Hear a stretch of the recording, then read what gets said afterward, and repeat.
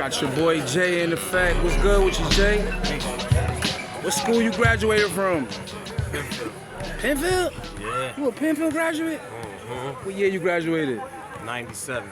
You kidding me? Yeah. So you balled in Penfield? Yeah, we lost to Torrey, Rick Hollis and them at East. We had a pretty good squad. We lost our point guard late in the season. We thought we had a good chance. But right. Yeah, he put in work. He was tough. Went to Rhode Island. It was a good time. And I went and hooped for Brockport. And then we really set a precedent. A lot of what we do right now is a byproduct of what's been done through Coach Whitmore and the coach Dunn. Two good guys leading young men.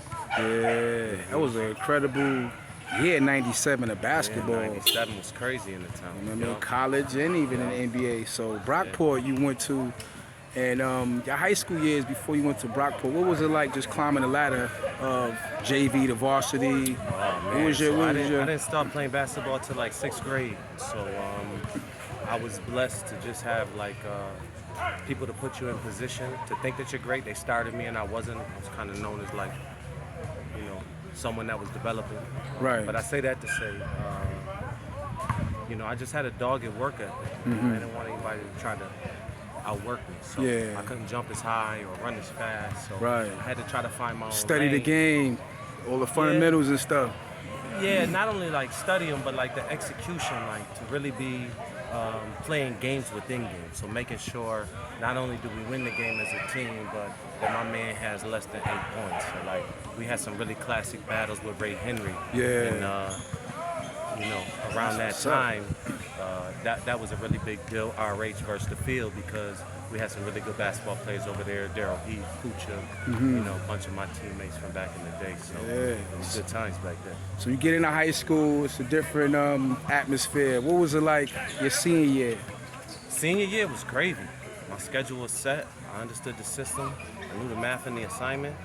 We were really, really good. We had a really great season. Right. So like basketball-wise, even like personally, I was already felt like I had some type of balance mentally and was navigating the system that was before me, which was, a suburban type of lifestyle, while simultaneously having ins and outs. Yeah. I was born on Post in Ravenwood. I grew up on Thurston. Family was always a big deal, so we was always locked in. Right. That was really smooth for me and allowed me access to like different levels. I had a big brother, was a really good champion, but also like brought me out and kind of showed me the ways too, which was really cool. And how is it important that now, in terms of having a big brother, guiding you through this basketball world? There's so much, media, there's so much, distractions, that could lead an athlete,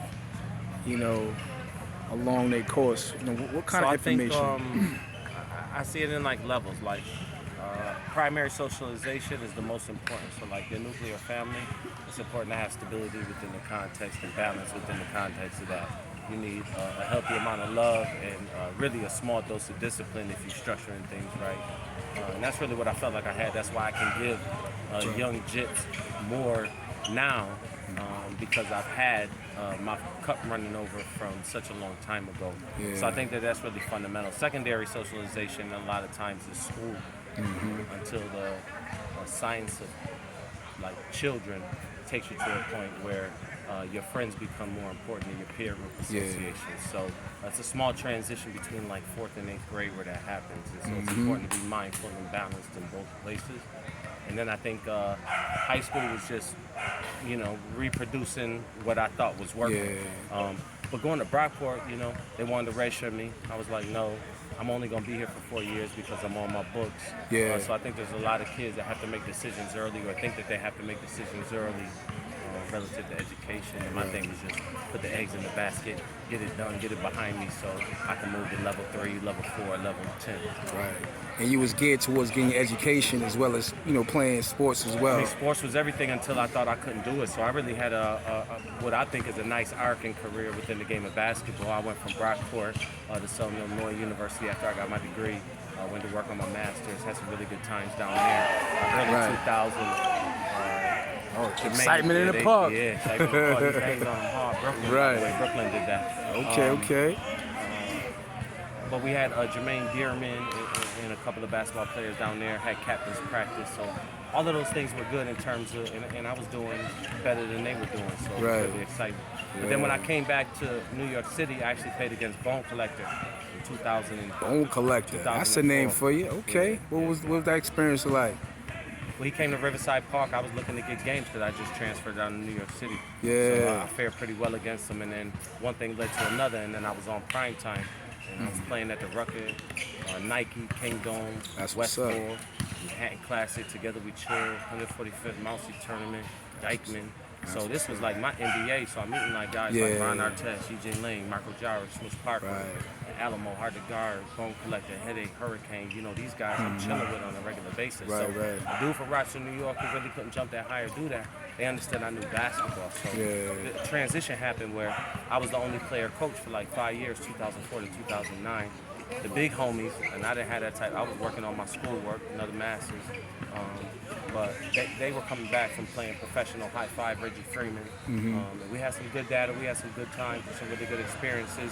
New Big Strick, you know, he always had a really good game. He's locked into some of Jay-Z's rhymes and stuff.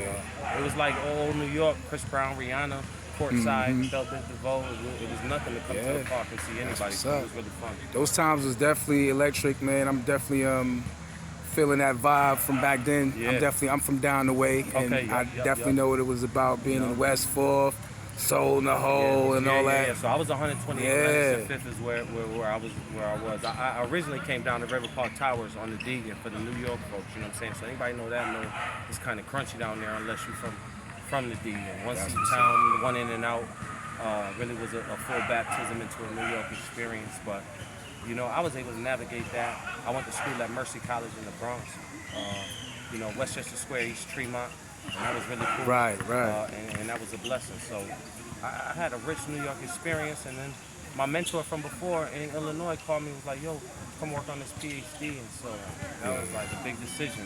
So what would you do as far as giving back to kids, as far as what information would you give to a kid right now that's striving to get to college, leaving high school? It's important. You know, a lot of times I give like the car analogy. Like your car is a good indicator of how you should like live life.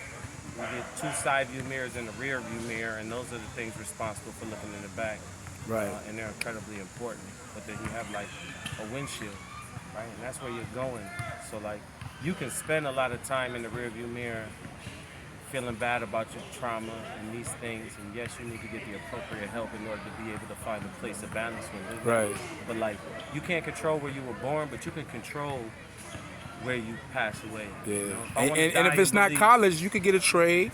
As long as you're doing something productive. Some people can't, you know. Whatever it is that you love to do, you're trying to find a way to get paid to do. That's right. Salute. On Gems in the Rock, your boy Jay, man. Thanks for your time. We definitely gonna get you back on here, you feel me? Yeah. We gotta get you a hooping and whatnot, get some shots. The community fam and just taking time to like salute the generals, the captains, the lieutenants, you know what I'm saying? I understand the process. I certainly understand order. Yeah, so, man. These things are important. And young boys, find your way, but find how to love as you find your way. That's really important. That's realness. Gems in the Rock. Holla.